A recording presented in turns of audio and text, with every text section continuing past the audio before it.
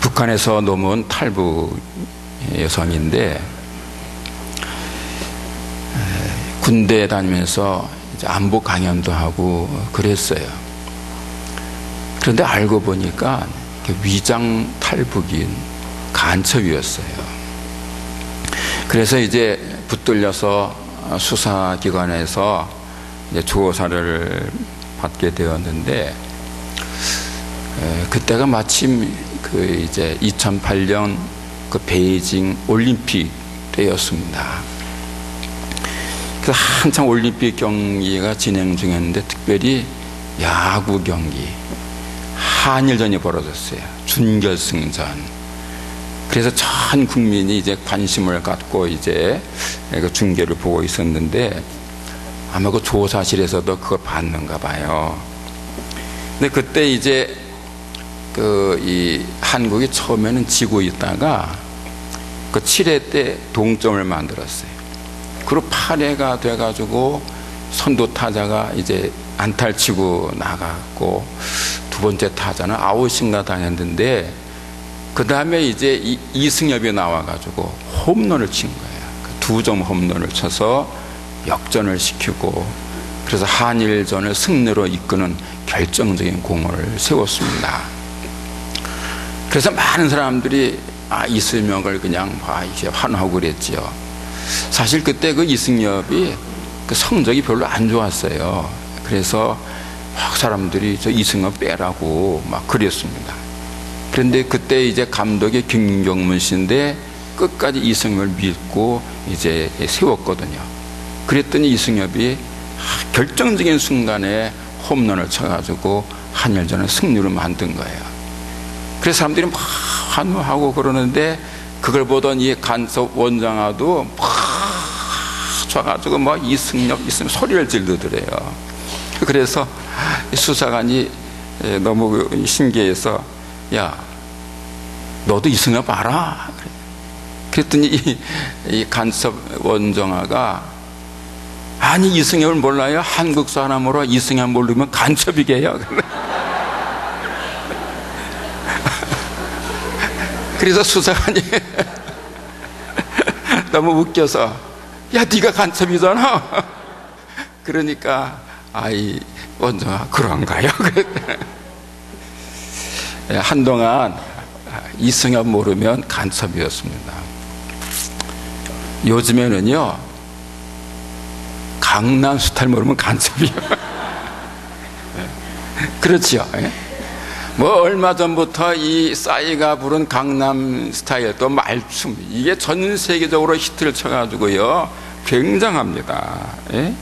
그 유튜브라는 그 인터넷 거기 동영상 이 사이트에요, 조회수가 1억이 넘었어요.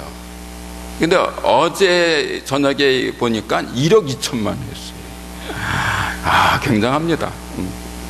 미국의 대표적인 뉴스 방송인 CNN에서 이 싸이의 이 강남 스타일을요, 특집 보도했어요. 그리고 미국 공화당 대통령 후보를 뽑는 전당대회에서 이번에 미국 공화당 대통령 후보로는 롬니가 나와서 말춤 추는 이런 장면이 나왔다고요. 근데 그거는 진짜 그런 건 아니고, 이렇게 영상을 합성해서 이렇게 보여준 겁니다. 미국 공화당 보수적인 사람들이거든요. 그 미국 공화당 대통령 후보를 본 전당대회에서 말춤 추는 강남 스타일이 이게 나왔단 말이에요. 또 미국 LA 다저스 스타디움 야구 경기장에 5만 명이 모인 거기에 싸이가 나와가지고 말춤 추니까 많은 사람들이 같이 강남 스타일 부르고 그러더라고요. 또 며칠 전에는 미국의 MTV인가, 그래서 음악 채널 시상식하는 거기에 싸이가 나와가지고 같이 강남 스타일 부르면서 그런 말 하더라고요. 내가 이 자리에서 한국말 한번 하고 싶었다 이거야. 그러면서 죽이지 그러더라고요.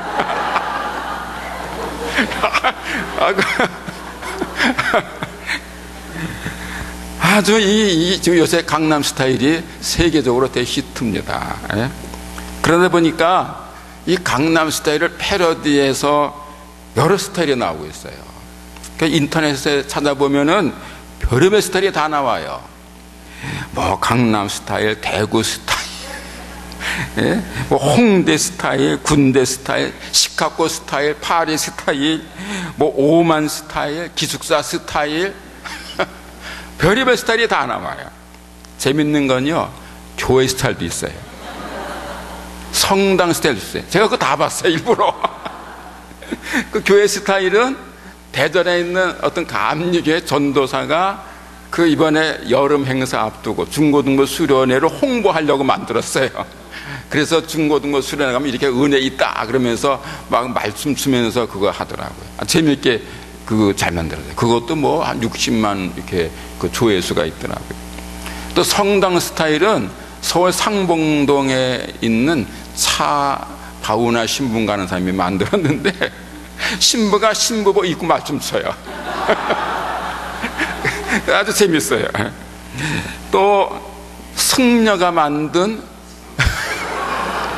스님 스타일도 있더라고요.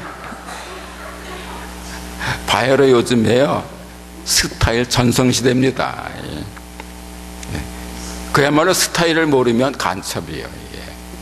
자, 그런데 사실을 말하면 이 스타일은 어제 오늘 생긴 게 아니고 옛날 옛적부터 있었던 거예요. 사람 사는 동네는 어느 지역이나 어느 시대나 다 나름대로의 스타일이 다 있는 거예요. 스타일이 뭐예요? 그 사람의 어떤 모습, 양식, 자세, 폼 이런 거잖아요. 그러니까 사람 사는 동네는 스타일이 다 있어요. 예를 들면 요즘 우리 한국 사람들의 이 헤어스타일은 대부분이 머리가 짧아요. 머리가 길다 그래도 거기서 거기라고요. 그런데 한 100여 년 전만 해도 다 장발이었습니다. 남자고 여자고 머리가 길었잖아요. 그래서 남자들은 이제 이 상투 틀고 여자들은 쪽지고 그랬잖아요. 그래서 이 근대화 과정에서 단발령 내렸을 때에 그것 때문에 자살한 사람도 있어요. 그 옛날에는 다 머리도 길었고, 또 우리말 가운데 그거 아세요? 머리 풀 일 났냐? 그러잖아요. 그 예전에 이게 이거 어찌 초상나고 그러면 다 머리 풀었습니다. 저도 봤어요. 저희 할머니가 딱 돌아가시니까 저희 어머니가 처음으로 한 일이 머리 풀더라고요. 쪽 졌던 거 그 풀더라고요. 이게. 그 예전에는 그 여자들이 집안에 어른 돌아가면 다 이 머리 풀었습니다. 네, 머리 풀고 쭉 길게. 그래서 머리 풀리냐 그래. 요즘에는 풀머리도 없어 지금은. 다 머리가 달라요 지금요. 또 이 옷도 전에는 전혀 달랐습니다. 요즘에는요 많은 여자들이 이 바지 입고 다닙니다만은 예전에 어디 여자들이 바지 입었나요? 조선시대 때 여자들 다 치마 입었지 바지 없었습니다. 또 요즘에 북한에서는요 여자들이 바지 입는 게 이제 유행이 시작됐대요. 그럼 북한은요 작년까지도 여자들 바지 못 입었어요. 왜냐? 이 김정일이가 여자는 치마를 입어 여자답지 여자는 바지 입으면 안 된다 이 지시했어요. 그래가지고 북한 여자들 바지 못 입었습니다. 그러다가 이제 김정일이 죽고 그 아들 김정은이가 지금 북한의 최고 통치자가 됐는데 그 김정은이 부인 있잖아요. 리설주라고. 근데 그 여자가 처음에 나올 때는 치마 입고 나오더니 요새 바지 입고 나오는 거예요. 그러니까 사람들이 그거 보고 따라하는 거예요. 그래서 많은 북한 여자들이 바지 입고 이렇게 그 이제 다니니까 또 북한 경찰들이 잡는 거예요. 잡아가지고서는 신문하고 그러는 거예요. 너 바지 벗냐고. 그러니까 이 북한 여자들이 아니 누구는 바지 입고 누구는 못 입냐? 서민들은 바지도 못 입냐? 이렇게 항의한다고 그래요. 이게 최근 북한 소식 중에 하나입니다. 자, 말하자면 이 스타일이라는 것은 시대와 지역에 따라서 문화에 따라서 자꾸 변화한다는 걸 보여주는 거예요. 여러분 스타일이 뭐냐? 정체성이에요. 정체성. 모든 사람, 모든 존재에게는 나름대로의 정체성이 있잖아요. 아이덴티티가 있잖아요. 그게 바로 그 존재의 스타일인 거예요. 그 사람에게는 사람으로서의 스타일이 있어요. 짐승에게는 짐승의 스타일이 있어요. 식물에게는 식물의 스타일이 따로 있어요. 그리고 사람의 스타일도 다 달라요. 동양인이 다르고 서양인이 다르잖아요. 같지 않습니다. 백인하고 흑인이 다릅니다. 또 황인 정도는 또 틀립니다. 또 귀족 스타일이 다르고 서민 스타일이 다릅니다. 또 남자 스타일하고 여자 스타일하고 또 다릅니다. 그리고 옛날 사람하고 현대 사람하고 다릅니다.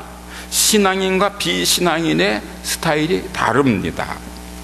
이 사람의 스타일은 인종, 문화, 지역, 종교, 신앙에 따라서 많이 달라요. 특별히 신앙도요, 신앙의 종류에 따라 달라요. 기독교가 다르고 불교가 다르고 천주교가 다르고 무슬림이 달라요. 종교와 신앙에 따라서 많이 달라요. 또 같은 종교라도 교파에 따라서 또 달라져요. 이렇게 이 모든 종교마다 신앙마다 스타일이 따로 있는 거예요. 따라서 당연히 교회에는 교회 스타일이 있어요. 그리스도인에게는 그리스도인의 스타일이 따로 있는 거예요.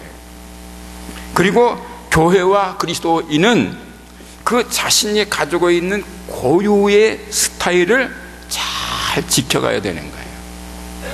변화도 좋고 개혁도 좋지만 그 고유한 스타일, 그 본질적 내용을 잘 지켜가는 거예요. 여러분, 만약에 시대에 맞춰서 변화해야 한다고 하면서 우리 기독교가 가지고 있는, 그 교회가 가지고 있는 그 본질적 스타일을 잃어버린다면은 그것은 교회의 정체성을 잃어버리는 것이 돼요. 결국은 교회가 무너질 수밖에 없어요. 요즘 많은 교회에서 영상 예배합니다. 이 스크린 겁니다. 이 목사 설교할 때 뒤에 스크린 놓고 합니다. 우리도 스크린 있는데 안 씁니다. 우리는 한일교 스타일입니다. 이유가 있어요. 저희 나름대로 예배관이 있고 신학적인 관이 있어서 그래요. 그 교회 예배에 스크린 쓰면 안 돼요. 예. 안 돼요. 왜 안 되냐? 사람들이 다 거기 쳐다보게 돼 있어요. 예. 설교 잘 보는 게 아니라 스크린을 보게 돼 있어요. 당연히 이렇게 보게 돼 있어요. 예. 그건 허상이잖아요. 허상. 예. 우리 교회는 뭐 이렇게 큰 교회가 아니니까 제가 다 얼굴 다 알아요. 이렇게 다 보여요. 큰 교회는 홍보를 놔도 이렇게 규모가 크지 않은 데서 스크린 쓸 이유가 전혀 없는 거예요. 그런데 그게 유행이에요. 그러니까 교회가 거룩성을 잃어버리고 무대가 되고 말았어요. 혹시라도 우리 교회는 왜 이렇게 시대가 뒤떨어지나 그런 소리 하지 마세요. 예. 여러분, 교회가 끝까지 지켜야 할 것들이 있어요. 현대 교회와 현대 그리스도인들은 시대의 흐름과 변화에 맞춰서 개혁도 하고 변화도 해야 되지만 끝까지 고유한 그 본질과 정체성은 지켜가야 되는 거예요. 자, 그렇다면 우리 기독교가 끝까지 지키고 교회와 그리스도인의 마지막까지 고수해야 하는 고유한 본질과 정체성과 스타일은 뭔가? 첫째는 예수님이 유일한 그리스도시라는 사실입니다. 여러분, 그리스도교는 예수님이 그리스도이심을 믿는 신앙입니다. 교회는 예수 그리스도를 머리로 하는 예수님의 몸이요 신앙 공동체입니다. 그리고 그리스도인은 예수님을 자신의 주님으로 믿고 섬기는 사람입니다. 예수님이 유일한 그리스도라는 사실은 기독교와 교회와 그리스도인들이 끝까지 간직하고 지키고 가르치고 전해야 하는 본질적 정체성이에요. 기독교는 그리고 교회와 그리스도인은 어떤 경우에도 예수님만이 유일한 그리스도이시다라는 이 진리를 놓쳐서는 안 됩니다. 구원은 오직 예수님에게서만 얻는 겁니다. 구원은 오직 교회 안에만 있습니다. 교회 밖에는 구원이 없습니다. 이 세상에 다른 그리스도는 없습니다. 사도행전 4장 12절은 분명히 말씀합니다. 다른 이로서는 구원을 받을 수 없나니 천하 사람 중에 구원받을 만한 다른 이름을 우리에게 주신 일이 없습니다. 우리 기독교의 정체성, 교회의 정체성, 그리스도인이 끝까지 지켜야 할 정체성의 첫 번째가 뭐냐? 예수님이 유일한 그리스도시라는 겁니다. 두 번째는 그리스도인은 하나님의 자녀로서 거룩한 사람들이라는 겁니다. 여러분, 그리스도인은 성도입니다. 이건 여러 번 말씀드렸습니다. 성도는 존귀한 사람입니다. 그래서 시편 16편 3절에서 분명히 말씀합니다. 땅에 있는 성도들은 존귀한 자들이니. 성도는 존귀하다는 거예요. 그래서 이 성도를 영어로 표현할 때 세인트라 이렇게 표현을 합니다. 여러분, 서양에서 어떤 사람 이름 앞에 세인트를 붙이는 경우가 있는데 아주 드뭅니다. 아무에게나 세인트 붙이지 않습니다. 특별한 사람, 정말로 인류를 위해서 고귀한 일을 한 사람에게만 세인트, 성 아무개 이렇게 붙입니다. 세인트란 말은 고귀하고 거룩하다는 뜻이에요. 동양에서는 사람 앞에, 그 사람의 이름 앞에 성자를 붙이는 경우가 서양보다 더 어렵습니다. 그래도 서양에는 이 성자들이 꽤 있어요. 성 아우구스티누스, 성 프란시스, 성 도미니크, 꽤 많이 있어요. 그런데 동양에는 이 성인으로 이렇게 존경받는 사람들이 별로 없어요. 그런 중국의 경우에도요, 중국 사람들이 성인으로 이렇게 존경하는 사람 몇 사람 없습니다. 실제 있었는지 없었는지 잘 모르는 전세의 왕인 요임금, 순임금, 요순시대라 그러잖아요. 그 요임금과 순임금, 그리고 주나라의 문왕, 무왕, 주공, 그리고 왕이 아닌 사람 중에는 유교를 창시한 공자, 그 정도예요. 한국 사람 중에 그 이름 중에 성자가 붙은 사람은요, 고구려를 창시한 동명성왕, 그리고 백제 26대 왕인 성왕, 그리고 성웅 이순신, 이 세 사람뿐이에요. 어떤 사람이 성인으로 불리우는 것은 굉장히 어려운 거예요. 그건 자기 스스로 내가 성인이다 이런다고 되는 게 아니에요. 그 사람이 죽은 지 오랜 후에 후대 사람들이 그의 공적을 기리면서 붙여주는 거예요. 그래서 그 인도 칼카타에서 그 거리에서 죽어가는 사람들을 이렇게 거두어다가 잘 돌봐 주어서 살아있는 동안에 성녀라는 소리를 들었던 마더 테레사 수녀도요, 벌써 죽은 지 몇 년 됐는데도 아직 성인 되지 못했습니다. 사람으로 태어나서 성인 소리를 듣는 것은 대단히 어렵고 귀한 일이에요. 그런데 오늘 여러분들과 제가 성도라고 불려주고 있는 거예요. 성도라는 이름의 뜻은요, 성인의 무리라는 뜻이에요. 성도의 성은 성인 성자고 도자는 무리도입니다. 그러니까 성인들의 무리라 그 말이에요. 그러니까 개인은 성인인 거예요. 여러분 한 분 한 분이 성인이고 우리가 함께 모여서 성도인 거예요. 이 성도가 얼마나 귀한 존재냐 하면, 그 민중서원에서 나온 국어 대사전이 있어요. 이렇게 크고 3,000페이지가 넘어요. 그 안에 담긴 어휘수가 23만 자가 넘는 아주 큰 사전입니다. 거기에서 이 성도라는 단어를 찾아보면 뭐라고 이게 표기되어 있냐면 이렇게 되어 있습니다. 성도란 기독교 신자를 높이어 일컫는 말이다.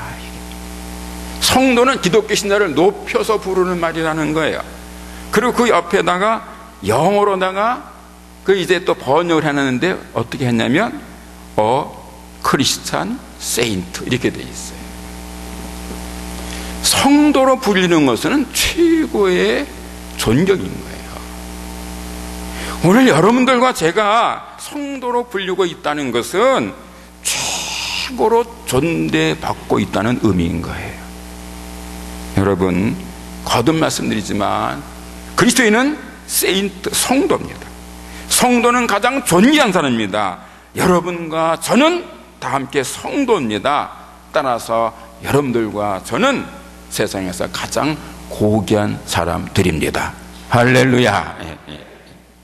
어떻게 여러분들과 제가 거룩하고 존귀한 사람이 되었는가? 어떻게 성도가 되었는가? 여러분, 한번 생각해 보세요. 믿음이 좋아서입니까? 인격이 훌륭해서입니까? 학식이 뛰어나서입니까? 재주가 빼어나서입니까? 아니면 특별히 훌륭한 어떤 업적을 남겨서입니까? 아니에요. 솔직히 말해서 오늘 우리 중에 여러분이나 저나 성도 소리를 들을 만큼 그렇게 믿음이 성숙하거나 인격이 아주 훌륭하거나 학문과 재주가 뛰어나거나 세상 사람들의 존경과 사랑을 한꺼번에 받을 만큼 훌륭한 업적을 하지 못했습니다. 혹시 그런 분이 혹 있으면 좀 미안합니다만은, 여러분이나 저는 다 평범한 사람들이잖아요. 평범한 소시민이에요. 거룩하고 고귀한 성인으로 불리우기에는 너무도 부족한 사람들이에요. 그런데 어떻게 성도로 부름받고 있는가? 어떻게 해서 여러분과 제가 세인트 성도가 되었는가? 하나님의 은혜로 된 것입니다. 오직 하나님의 은혜로 됐어요. 예수님의 그 나버림의 십자가의 사랑과 아낌없이 베푸신 절대 사랑으로 영원토록 죽을 수밖에 없었던 죄인이었던 여러분과 제가 하나님의 자녀가 되었고 거룩한 성도가 된 거예요. 예수 안에서 신분이 바뀌어서 고귀한 사람이 된 것입니다. 할렐루야. 그러므로 이제 하나님의 특별한 은총으로 거룩한 사람, 성도가 된 모든 그리스도인들은 이 사실에 감사하면서 성도로 살아야 하는 거예요. 거룩한 사람, 고귀한 사람이 되었으니 거룩하게 고귀하게 살아가야 되는 거예요. 만약에 거룩해진 그리스도인이 거룩하게 살지 않는다면 그것은 죄인을 구원하여 거룩하게 하시는 하나님을 슬프게 하는 일이 됩니다. 당신의 생명을 바쳐가면서 구원 역사를 이룩하신 예수님을 민망하게 만드는 부끄러운 일이 됩니다. 거룩해지고 고귀한 사람은 마땅히 거룩하게 그리고 고귀하게 살아가야 하는 겁니다. 어떻게 살아야 하는가? 어떻게 살 때 거룩하고 고귀한 삶을 살 수 있는가? 세상 사람과 구별된 삶을 살면 됩니다. 여러분, 그리스도인은 성도이고 성도는 거룩한 사람인데 성경적 의미에서 거룩이란 어떤 의미냐면 구별되었다는 뜻이에요. 이게 제일 중요한 거예요. 구별되었다. 질이 다르다, 차원이 다르다, 그런 뜻이에요. 쉽게 말하면 구별되었다는 거예요. 성도란 다른 사람이 아니에요. 세상 사람과는 구별된 삶을 사는 사람을 성도라고 그러는 거예요. 따라서 모든 성도는 구별된 삶을 살아야 됩니다. 어떻게 구별된 삶을 사는가? 초대교회 성도처럼 살면 됩니다. 사도행전을 보면은 초대교회 성도들의 삶의 모습이 아주 구체적으로 잘 묘사되어 있습니다. 몇 군데 말씀을 드리면 사도행전 2장 44절 이하에서 이렇게 말씀합니다. 모든 사람들이 다 함께해서 모든 물건을 서로 통용하고 또 재산과 소유를 팔아 각 사람의 필요를 따라 나눠주며 날마다 마음을 같이하여 성전에 모이기를 힘쓰며 집에서 떡을 떼며 기쁨과 순전한 마음으로 음식을 먹고 하나님을 찬미하며 또 온 백성에게 칭송을 받으니 주께서 구원받는 사람을 날마다 더하게 하시니라. 사도행전 4장 32절은 이렇게 말씀합니다. 믿는 무리가 한 마음과 한 뜻이 되어 모든 물건을 서로 통용하고 자기 재물을 조금이라도 자기 것이라 하는 이가 하나도 없더라. 사도행전 5장 42절 이하에서 이렇게 말합니다. 그들이 옳게 여겨 사람들을 불러들여 채찍질하며 예수 이름을 말하는 것을 금하고 놓으니 사도들은 그 이름을 위하여 능력을 받는 일에 합당한 자로 여기심을 기뻐하면서 공의 앞을 떠나니라. 사도행전 7장 59절 이하는 이렇게 말씀합니다. 그들이 돌로 스데반을 치니 스데반이 부르짖어 이르되 주 예수여 내 영혼을 받으시옵소서 하고 무릎을 꿇고 크게 불러 이르되 주여 이 죄를 그들에게 돌리지 마옵소서 이 말을 하고 자니라. 그리고 오늘의 본문 사도행전 11장 19절에서 21절은 이렇게 말씀합니다. 그때 스데반의 일로 일어난 환란으로 말미암아 흩어진 자들이 베니게와 구브로와 안디옥까지 이르러 유대인에게만 말씀을 전하는데 그 중에 구브로와 구레네 몇 사람이 안디옥에 이르러 헬라인에게도 말하여 주 예수를 전파하니 주의 손이 그들과 함께 하시매 수많은 사람들이 믿고 주께 돌아오더라.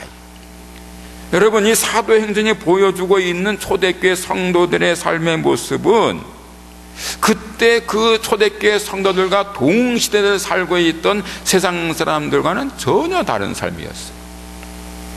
여러분, 예나 지금이나 사람들은요 대부분 자기 중심적으로 살잖아요.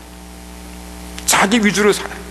자기 자신과 자기 가족을 위해서라면 다른 사람들을 속이기도 하고 남의 것 빼앗기도 하고 심지어는 죽이기도 하잖아요. 세상 사람들 대부분은 지극히 이기적이에요. 그런데 초대교회 성도들은 달랐어요.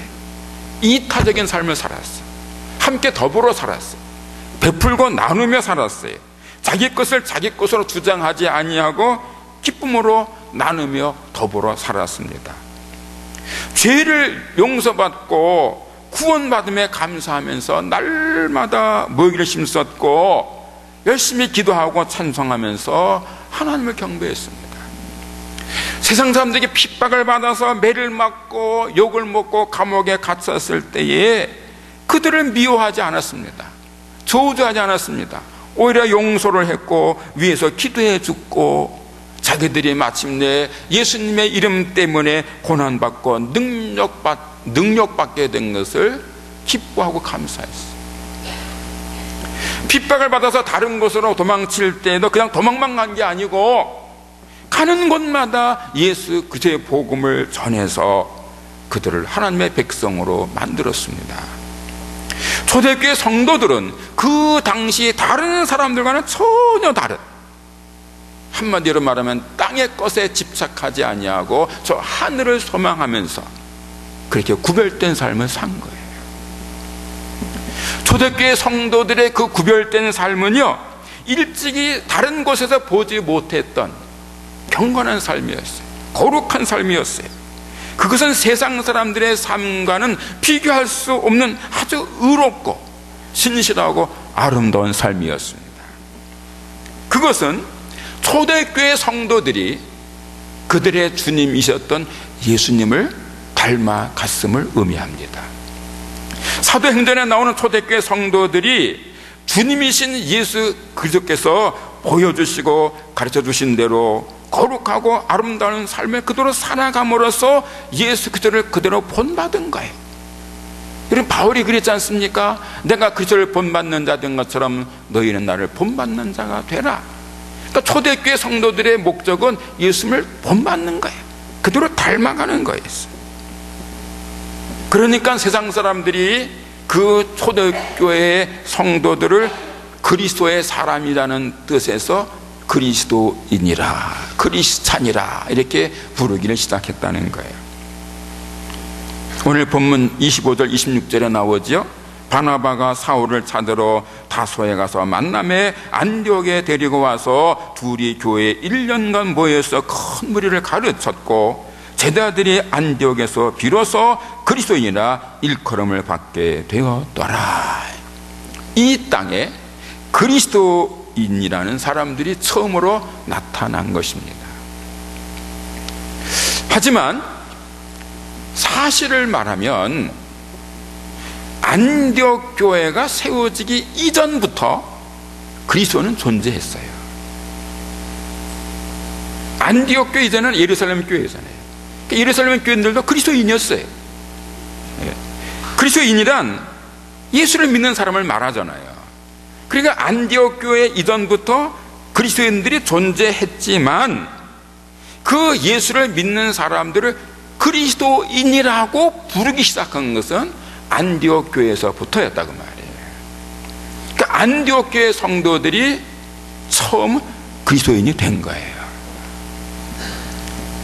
어떤 신학자는 이 안디옥 성 사람들이 안디옥 교회 성도들을 그리스도인이라고 부른 이유는 그 예수 믿는 사람을 조롱하기 위한 것이었다, 이렇게 말하는 사람들이 있습니다만은 그 사도행전 전체 상황을 놓고 보면 조롱이 아니었어요. 그건 칭찬이 분명해요. 사도행전 2장 47절을 보면 예루살렘에 처음 교회가 세워졌을 때 온 백성에게 칭송을 받음으로 구원받는 사람들이 날마다 많아졌다 그랬잖아요. 여러분, 이 땅에 세워진 최초의 교회가 어느 교회냐? 예루살렘 교회입니다. 예루살렘 교회가 최초의 교회입니다. 그런데 이 땅에 최초로 세워진 예루살렘 교회는요, 역사상 가장 아름다운 교회였어요. 아까 소개한 것처럼 통용했잖아요. 함께 만나서 찬송하고 기도하고 용서하고 화해하고 사랑하고 막 나누면서 그렇게 살았잖아요. 역사상 나타난 수없이 많은 교회 중에서 가장 아름다웠던 교회가 어떤 교회냐? 초대 예루살렘 교회예요.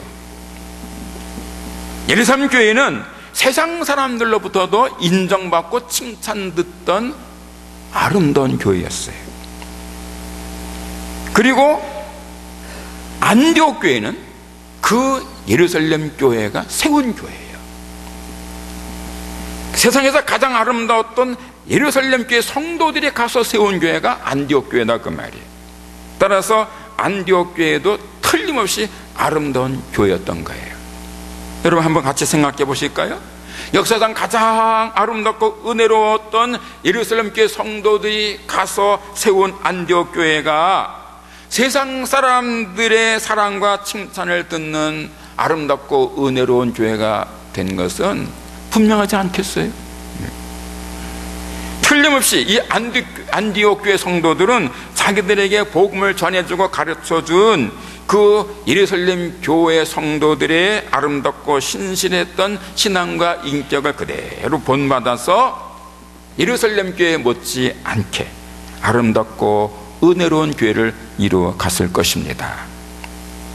그것이 분명한 사실이었을 또 다른 이유가 뭐냐 하면 그 당시 안디옥 교회 목회자들이 그 유명한 바나바와 바울이었다는 사실이에요. 여러분, 바나바가 누구예요?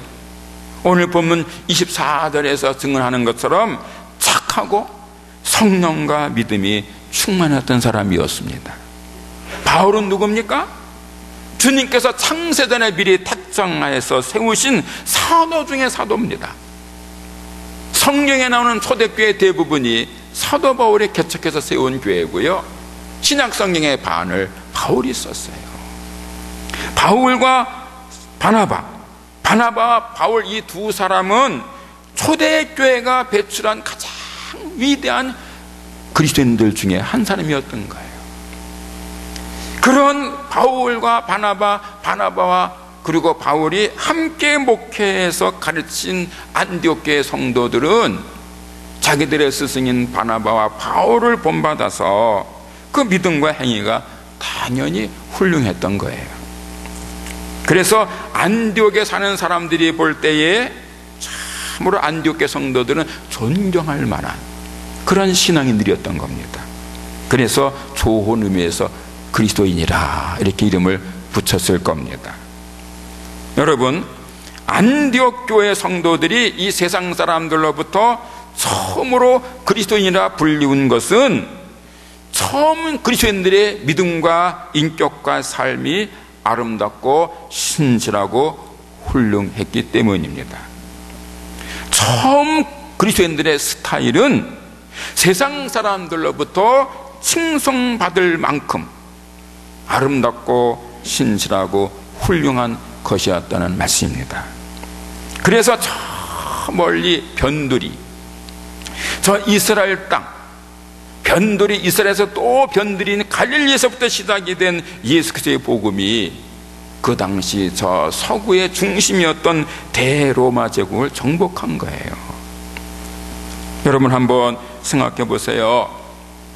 만약에 그 참 그리스도인들의 삶이 아주 형편없는 거였다면 누가 교회에 들어오겠어요? 어떻게 복음이 로마를 정복할 수 있겠어요? 성경에 보여주는 처음 그리스도인들의 그 믿음과 삶의 스타일은 세상 사람들이 감동받고 칭찬할 만큼 진실하고 의롭고 아름답고 은혜롭고 화목하고 이타적이었던 겁니다. 그래서 많은 사람들이 그동안 자기들이 믿던 신앙을 다 버리고 교회로 들어와서 새롭게 믿게 된 것입니다. 1884년에 알렌이 들어오고 그 다음에 1885년에 언도 우드가 들어옴으로 인해서 조선 땅에도 기독교회가 시작되었죠. 그런데 그때의 상황도 이 사도행전에 나오는 초대교회와 비슷합니다.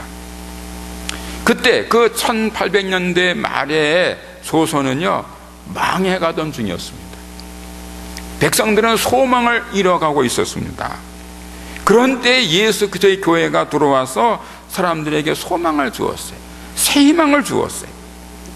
초대교회 성도들의 진실하고 의롭고 애족하며 청렴한 믿음과 그리고 그들의 의로운 삶의 모습이 절망에 가던 조선 백성들에게 새 희망을 준 겁니다. 그 결과 조선의 역사가 새로워지기 시작합니다. 근대적인 학교가 세워지고 병원이 세워지고 문명이 퇴치되고 농촌이 계몽되고 교회를 중심으로 해서 독립운동이 활발하게 전개되었습니다. 초대 한국교회는 한민족과 조선의 역사를 새롭게 했어요. 그래서 지금 대한민국이 선국 대열에 들어서는데 아주 결정적인 기초를 놓았습니다. 그래서 1800년대 말에 조선 땅에 기독교회가 들어온 것이야말로 조선의 예언자들이 예언했던 후천개벽이다 라고 말하는 사람이 있어요. 초대 한국교회 성도들의 스타일은 아름답고 은혜롭고 신선했던 것입니다. 역사를 새롭게 할 만큼 이 사실이 중요합니다. 오늘을 사는 한국교회와 한국교회 성도들 그리고 여러분들 한일교회 성도들은 이 사도행전에 나오는 처음 그리스도인들의 믿음과 삶의 스타일과 초대 한국교회 성도들의 그들의 믿음과 삶의 스타일을 본받아야 할 것입니다. 그래서 점점 타락해가고 있는 이 시대와 사회를 새롭게 해야 할 것입니다. 여러분, 요즘 한국교회가 많이 비판을 듣습니다. 이유가 뭡니까? 성경적인 그 성도의 삶을 잃었어요. 교회 안에서는 잘 믿는 것 같아요. 그런데 교회 밖에 나가면 세상 사람들과 구별이 안 돼요. 구별이 안 돼요. 그래서 비판을 듣는 거예요. 성도는 구별된 사람이에요. 구별돼야 돼요. 교회 안에서만 구별되는 게 아니라 교회 밖에서도 구별돼야 돼요. 세상 사람들이 볼 때 저 사람은 그리스도인이다. 저 사람은 정말 아름답다, 의롭다, 진실하다. 저 사람은 믿을만하다. 이렇게 사람들이 인정할 만큼 구별된 삶을 살아야 돼요. 하나님 앞에서 언제나 겸손하며 온유한 마음으로 모든 생명을 사랑해야 돼요.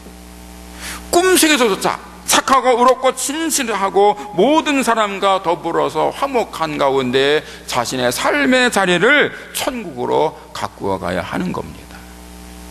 주님을 위해서라면 생명이 다하기까지 죽도록 충성하면서 주님께 영광을 돌려야 할 것입니다. 그리고 시간과 장소와 상황에 관계없이 예수 그리스도 안에서 항상 기뻐하고 범사에 감사하면서 자신의 삶을 행복하게 가꾸어 가야 할 것입니다. 동시에 주위에 있는 여러 사람들을 주님께로 인도할 수 있도록 감동을 줄 수 있어야 돼요. 여러분, 감동은요 말로만 받는 게 아닙니다. 그 사람의 삶을 통해서 받는 거예요. 말은 아주 아름다워요. 그런데 행함이 아름답지 못하면 감동받는 것이 아니라 욕을 먹습니다. 오늘 예수 그리스도의 교회는 예수 그리스도의 교회로서의 스타일이 있어요. 성도는 성도로서 보여줘야 할 스타일이 있어요. 한일교회 성도들은 한일교회 성도로서 보여주어야 할 믿음과 삶의 스타일이 따로 있어요. 그게 뭐냐? 하나님께 영광을 돌리고 다른 사람들에게 기쁨을 주고 자신에게는 행복을 주는 것, 그게 그리스도인의 바른 믿음과 삶의 스타일입니다. 기도하겠습니다. 하나님 아버지,